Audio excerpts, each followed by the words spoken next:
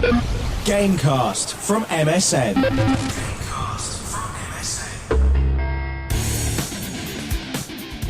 Hello, dear listener. This is Ian Lee. This is Nick Taylor. We're out on the street for this extra... why are we whispering? I don't know.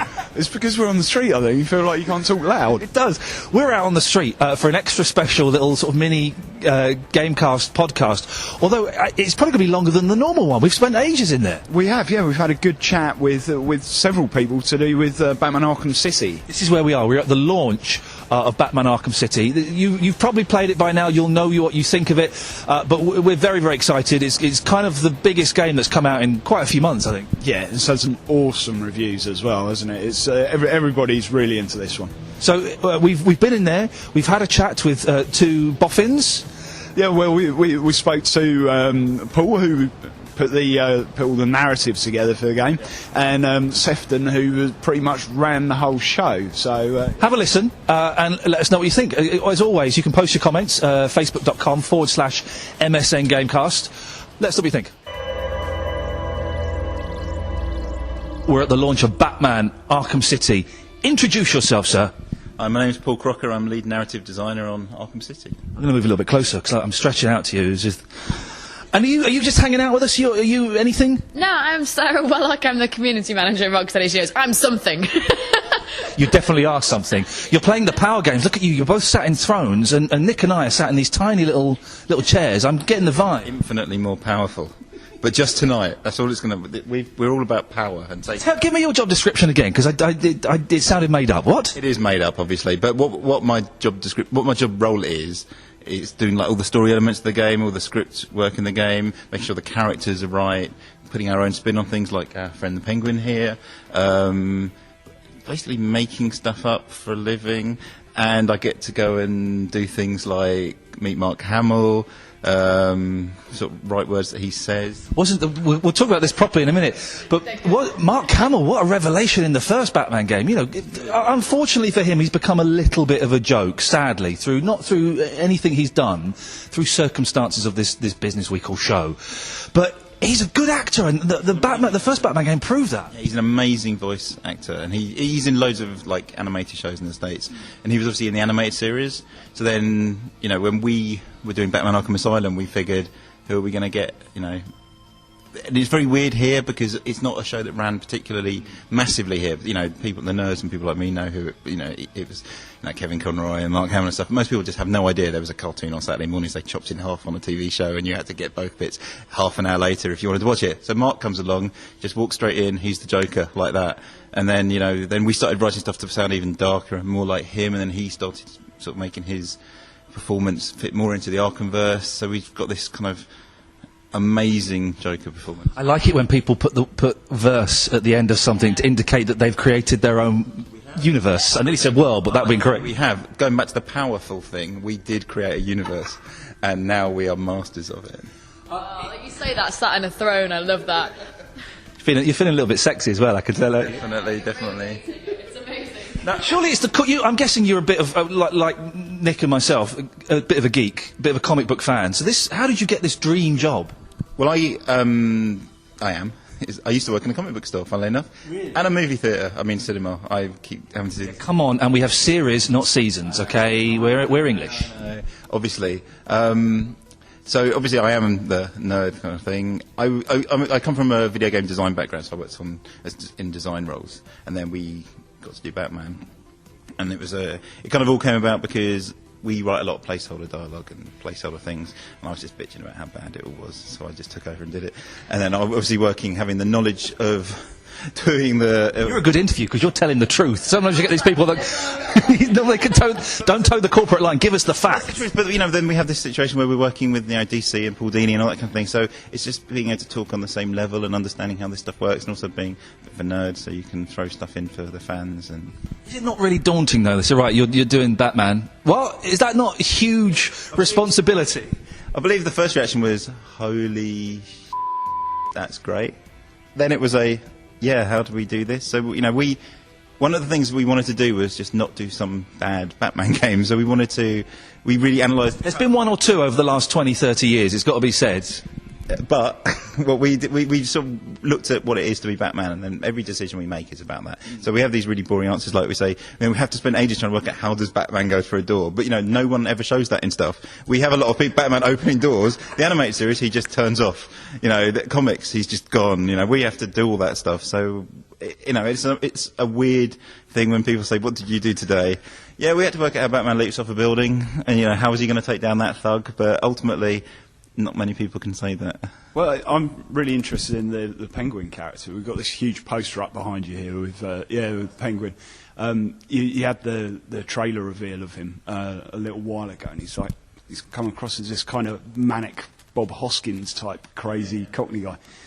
Well, how did you come up with that idea in the first place, and how much freedom did you have? I mean, originally, Penguin was one of the characters, he's one of the more famous characters, so obviously it's good for us to put famous characters in the game. We really wanted to put Penguin in the game, but then we didn't really know initially how to make that fit into the Arkham verse. So we sort of sat back, and I always had this vision that, we could do a kind of a more violent gangstery kind of guy. And then we knew, the monocle's important, but the monocle wouldn't really fit. So I remember saying we should just shove a beer bottle in his face like he's been in a fight. And thinking DC would say, absolutely not. And they just went, yeah, cool, we'll have a go, see what you think. So we did it, and then we put it together. And, our goal is always, if you recognise him as the character, then that's who he is. We don't. If you looked at him and went, who the hell is that? Then we failed. But, on all of our characters, you should look at them, you should go, this is Penguin, that's Joker. And even if we bring something new to it, it should be something new that's interesting or exciting or scary or whatever. Now, forget the company line. DC, seriously, what are they like to work with? Seriously, they're all about 14 foot tall. They have blue faces, and they hide. Do they give you a lot of freedom? Do you kind of, or are they very strict? They've obviously got to protect their brand, haven't they? I mean, it's a bit of both. They do need to protect their brand, and I guess our first meeting, 4 years ago, was one of these kind of, right, so we're at a table in our studio, there's the head of DC, there's Paul Dini, there's this stuff. Yeah, we'll make a Batman game, this is cool, yeah, what do you want? But, we sort of explained to them that we knew what we were talking about and that we really loved this stuff, and we weren't going to ruin it for them. And I guess as... in game development, month by month, the game changes and changes and changes, and they get to see things changing. So the more they saw change, the more they kind of went, I think they know what they're doing. So by the time it came to starting this one, we'd just roll in, and then we're going to change Penguin, and they'd be like, yeah, okay. And obviously, if they didn't like what we did, we would have to change it. Sometimes there are things that they say, have you considered? And we go, actually, we hadn't, and that's a good idea. Sometimes we say, had you considered? Some of our considerations make it through. Were there any really big changes that they forced you to make? Things that just wouldn't fly? Absolutely not. I can't think of anything. There was a time on Arkham Asylum where there was a variety of different input that it looked a bit grungy. Asylums would be clean. I think that's about the most input on changing stuff that we ever got. It comes down to characters like, how much can you reveal on some characters? How much should you reveal? The whole kind of make Poison Ivy's leaf pants less revealing. And, fair enough. Yeah, but we've got the original, so we're fine. If anyone Asylum was, I genuinely think, a work of art. I think it kind of came out at the same time as Beatles Rock Band, and I think both of those games are completely different, sort of just pushed... You're comparing us to the Beatles. I'm comparing you to the Beatles, totally. That's pretty good, right? Totally, 'cause I think both of those games, they kind of took gaming just into sort of the artistic level a little bit more, and then it became something a bit different. You must have been really proud of Asylum, because it was such a good game. I mean, it was a roller coaster of craziness for us. I mean, personally, it was going to LA, meeting Mark Hamill, doing all this stuff, then being at the BAFTAs. Right, so that's weird. Right, it's not what you expect. For everyone on the team, it was being able to work with great characters, being able to do the best work they've ever done. It's inspiring, I guess. It's not like here's some third-rate superhero, just knock out a game. It's like, here's the best superhero in the world, don't ruin it. So everyone's kind of like, okay, let's go for it. And, every day it's that kind of thing. It's like, how do we not ruin it? I love the Batman, but he's just rich, isn't he? He's got the thing. I do love him, but he's got no powers, and that's what always upsets me. I like powers. What powers do you want him to have next time? Because, we'll just knock out a game next week. What do you want? Would you do that for me? For you, we'll call it... What do you want? You've literally used all your ideas on Arkham City. Haven't you? He's out. We are totally spent right now. We finished the game a couple of weeks ago. We knocked the last bugs are out there. Everything is ready to go. Really that tight? Really? Well, there's patches as well that's come like day one, like updates and stuff like that. So the game was You were finished. still working on it a few weeks ago. I think 3 weeks. Everyone was still in the office working really hard a few weeks ago. People are still there now working really hard on content. To go back to the evil blue overlords who control us, they would have taken the code out of our hands at any chance they got, and we were just locked in there with guns saying you can't take it, it's not finished yet. As soon as we would still be working on it now if we had the opportunity. Obviously, it has to get out of our cold, dead, clammy hands at some point. I say it's gone down really well with people who are primarily gamers. Arkham Asylum and City doing well now as well. But what's it like with the sort of wider Batman fan base? I mean, that's a hard one for us to understand. We have the forums, we have all this information from people who are massive fans. So. Forums, the home of constructive criticism and nice people. Well, the best ones at the moment are people who are saying to us, this is definitely what the story for Batman 3 is going to be. And we're like going, you haven't even played 2 yet. Honestly, why don't you just see what happens and then make your mind up? Because we haven't even started thinking about anything. We don't know what we're doing next. We're closing the studio for a couple of weeks next week. People are taking... But there's going to be a 3. We have no idea what we're doing next. But we don't... But the point is, we are turning off for a bit. People have been working 24 hours a day in the studio to make this thing. No one is going to go, what I really want to do right now is start again. Let's just crack on because it's so much fun. And it is fun, but, people just need to recharge. There's a couple of things we should look out for in this. There's little special things you're really proud of. Well, all the performances are awesome, all the characters are awesome, but I think the main thing is the city itself. We built this place which is designed primarily to make Batman feel cool. It's the rule of cool, as we've decided today. So Batman follows the rule of cool at all times. The city is designed so you can glide through it, you can power down, you can take out thugs, you can have fights, you can follow the story, you can ignore the story and go off and do other things. You can look at really amazing artwork, you can listen to what the thoughts of every single character in the world are, and you can meet just about every one of your favourite Batman villains, and you can put your fist through their face. Wow. Yeah. I like it. Favourite villain? Is it the Penguin? Well, now I'm more attached to all of them again, but, Joker's obviously amazing. Penguin's really good in this, I think. Really personally good in this, because it was a lot of hard work to reinvent the thing. There's somebody else. You can say Catwoman because she's hot. She's awesome. We worked to make her hot. Yeah. There's that delicate line of hot and the other. Slutty. Slutty, yeah. She's hot. She's the ultimate combination of ass kicking and hotness. Ass kicking. But obviously it's ass kicking. That's what you want, right? Sorry, hot and kicking. Thank you. But last week it was ass kicking because we were in a different country. Yeah. Well, listen, the best of luck with it. You don't need any luck with it. It's already getting huge, 97% reviews I've seen on some of the posters, and it's going to be crazy. Anything you want to say to your fans before we go? Leave us alone. No, what we... So that was Batman Arkham City. It didn't sell very well, mainly because of... I am totally joking, obviously. It's a slight edge of sarcasm, but we just hope that tonight people grab it, play it and like it. It is, we've done everything we can as a studio to improve on Batman Arkham Asylum and to give this ultimate Batman experience. I've had a little go on it, not long, but it's wicked. Have you had a little go on it yet? I'm looking forward to it. Should we go out now and have a play? Yeah, I'm very much looking forward to it. If it's rubbish, we're going to come back and... We're going to have a play with Catwoman now. Yes, please. Okay, she's just out there. Thanks very much. Hello again, kids. We've moved into a different... We're in this most amazing building, and all of the people connected with the Batman game, a little bit pompously, sitting on huge golden thrones. Sefton, can I have your full name, please, and your job description? Okay, my name is Sefton Hill, and I am the game director at Rocksteady Studios. That sounds like a pretty good job. It is a very good job, yes. I'm incredibly lucky. What does it entail? What do you have to do?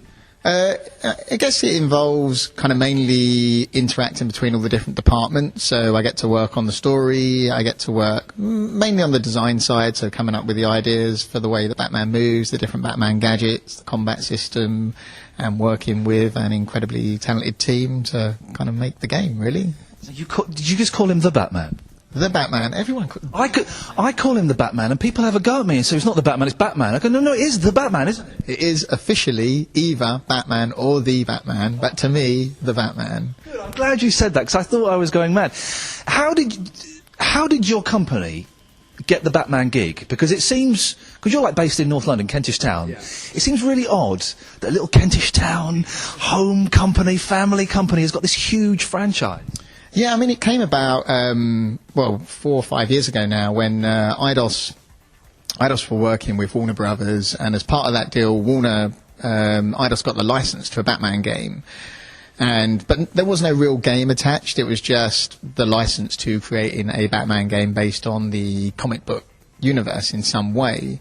And Eidos approached us and said, well, would you guys be interested in it? Or, because we'd been working with them, we did Urban Chaos with them originally, and they said to us, look, do you have any ideas for this? And we were like, Batman, are you crazy? We got like 1,000 ideas, like who wouldn't? Exactly. So we went back, wrote a presentation, like the next day, came back to them and said, right, this is what we want to do with it. And they were like, okay, that all sounds really good, so we worked on, because we were a new developer, it was about then convincing everyone about, can we make a good Batman game? And so we did, the vertical slice, we did demos, we did things to basically convince people that a relatively small developer from Kentish Town, and I mean at that time we must have been only about sort of 30 people, can actually make a Batman game. And then we built up slowly over 2 years till just under 60 people for Arkham Asylum 1. So it's kind of how we got the gig, and as we showed more and more people got excited, and then it kind of snowballed from there. Did the heads from DC and Warner Brothers, did they come to Kentish Town? Did you take them to Flapjacks in Kentish Town? I know it very well, I drive through it every day. Or did you kind of pretend that you had Swish offices in Soho or something? Yeah, that's right, we're right in the central London, just opposite the Houses of Parliament, just down from London Eye, No, I mean, the guys from DC came over, Paul Dini came over, and then they came over, saw our studio. The studio's really cool, actually. The studio's a lovely place, and we're just we're between Kentish Town and Highgate, so it's a really nice part of the world, actually. How did you come up with the different concept for this game? What's different from this one compared to Arkham Asylum, and how did you progress the story? I mean, the main thing is when we finished the first one, we're like, okay, where do we go next? What do we want to do? What excites us? And we were really just excited about taking Batman into Gotham City, into his spiritual home. So that was kind of the first thing of the idea, is we want to expand. Well, actually, it's not true. We didn't want to just expand the scope for the sake of it. We just thought, what gives the better Batman experience? So we just felt like, I want to glide across the rooftops, I want to dive down through back alleyways. That just kind of feels like something that got us excited, So that's kind of where we really just started with the game, and then we sort of started to talk about, okay, well, what's the story behind that? Obviously, we want the supervillains still there. We want it to be a really challenging night for Batman, so that's kind of how we came to this concept. Really challenging night for Batman. A really tough day at the office. So that was kind of, we came up with this concept of having, if Arkham Asylum's closed down and Blackgate Prison's already burnt down, what happens next? So we had this kind of idea of walling off this big district of Gotham, allowing you to go anywhere in Gotham, but having this kind of concentrated criminal element there with Joker, Penguin, Two-Face, Riddler, Freeze, all of these great iconic villains, but in one place. So. There's obviously a very successful Batman movie franchise at the moment as well. Do you value being completely separate from that? Yeah, I mean, I think because the requirements of a game are sort of fundamentally so different to any other medium, really. Like if you're, when we were writing the story for this, we're looking at like a 15-hour story, and that's totally different from writing a 90-minute or 2-hour film. And you need different story beats. You're looking at like a main arc over an hour or so to keep you interested, to keep pulling you along at every moment. I think it's kind of more like, actually, much more like a TV, like a TV series where you're sort of, you're playing for like an hour, and then like big events are happening every kind of hour or so, and you're getting kind of pulled through.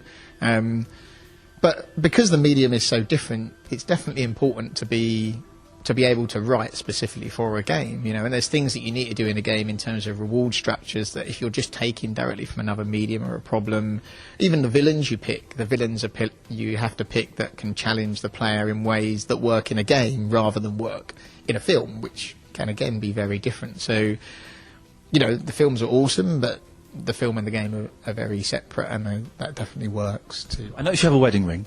I'm assuming you're married to a lady. It's the 21st century. Anything is possible. Have you got like a boys' room at home that's full of Batman comics and figures? But I have to have it because it's for work. Have you got one of those? And does she tolerate that? I have got a boys' room at work. Yeah, at work, at home, at work as well. At home, yeah, I have. Full of lots of nerdy goodies. Yeah. I think everyone needs that. If you're my wife and you're listening to this, then remember, everyone needs a boys' geeky room in the house. Very true. Very true. Is it the Arkham Asylum was pretty much a sleeper hit, really? At least it seemed that way from the outside. Are you feeling the pressure now of releasing a follow-up to that? Yeah, yes and no. I mean, I think my best way to deal with that was to sort of ignore it in a sense, like, because I kind of felt like if you start thinking too much about it, you start to get really paralysed by it, and like you think, oh, if I do this, loads of people won't like it, and I know people don't like this character, so we can't do that, and we don't want to change this, and you end up sort of trying to second guess what other people think, and I'm rubbish at that. Like, I can't do that. That's not the way we work at all. I just, very simply, not to give away too many trade secrets, just make the Batman game that I wanted to play. You know, that's what we did at the office, is just let's make something that we're passionate about and excited about, and hope other people like it too. You know, I think that was the very simple rule. And the good thing I think about people anticipating it is that it definitely inspires you. You know, if you're working late, weekends, it's much better to work on something that you know people are going to go out and play. You know, that was the thing that came across in the first Batman game. Quite often, the superhero games, or I know it's not movie time, but movie times, or those things that are connected to franchises, you can tell that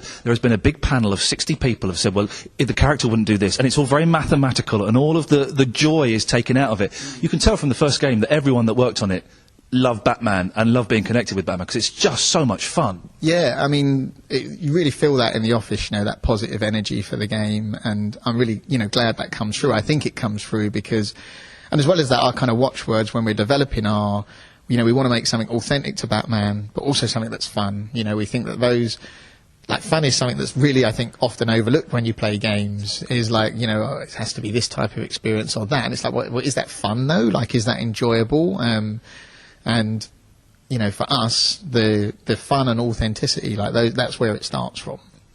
On the first time that you saw the combat system in play, did you all have like high fives and go, right, donuts are on me, this is incredible? It is fantastic. Cool. Well, thanks very much, yeah. I think actually there was a moment where we thought, because we iterated a lot on it, first of all, and, it started off as like a rhythm action game, and it went through a lot of different changes, and then we got to this point where, when we first had it, when you could bounce around, but when you were really getting that kind of lovely rhythm of moving around between the enemies, and we were really happy with that. There was it almost was a bit of a eureka moment. I mean, the only thing that didn't have was the counter system in, and then we put the counter system in a bit later when we thought, okay, it's really good, it's fun, but it needs something else. I need to be thinking about something else, and then we put the counter stuff in. We're like, okay, now, we definitely felt it was something we were really happy with. Yeah. Did you have anyone coming up in the development process saying, let's get some connect or move functionality in here? We're sniggering at it already.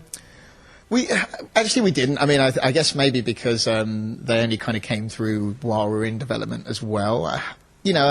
It's just kind of getting that thing of what fits in there as well. Like, it's similar to the multiplayer, is that people are saying, well, multiplayer, do you put multiplayer in? And every game's got to have multiplayer.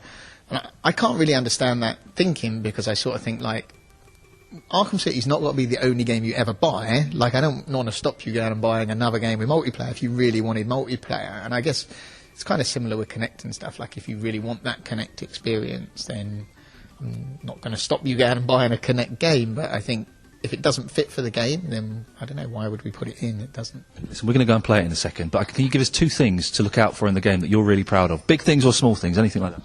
I mean, I think the gliding, like using the dive, the full momentum gliding around, is something, you really want to. It takes a little bit of getting used to, but when you're really used to it, you'll be swooping down through the streets and, flying around Gotham, and I think that feels uniquely Batman. That's one of the big things about the game. And the trophies, actually, all the hidden trophies, was something we worked a lot on, because in the first game you were just kind of collecting them around the environment. On this, we wanted to make each trophy its own little kind of mini puzzle, because we think Riddler, okay, you picked up his trophies last time, you got him arrested, So now he's upped the ante. So every trophy has like a puzzle attached to it, a little gadget puzzle. So I think they work really well as well. And so that's it. That was one of the weirdest, but one of the nicest games launches I've ever been to. Yeah, and that building was amazing as well, with all the thrones everywhere. Yeah, fantastic. I felt sorry, there was a DJ there, but there was literally no one listening to his music. His room was empty. Didn't you feel like we had the place to ourselves, really? It was amazing. Really nice people. A fantastic game. We played it for about half an hour afterwards. Cracking game. Lovely afternoon. Let us know what you think. You've probably got it now if you're going to get it. Facebook.com/MSN Gamecast. Go and post up there your views on the new Batman game, please. Yep, and the next full episode of Gamecast coming very soon. Stay tuned. Ta-ta. Gamecast from MSN.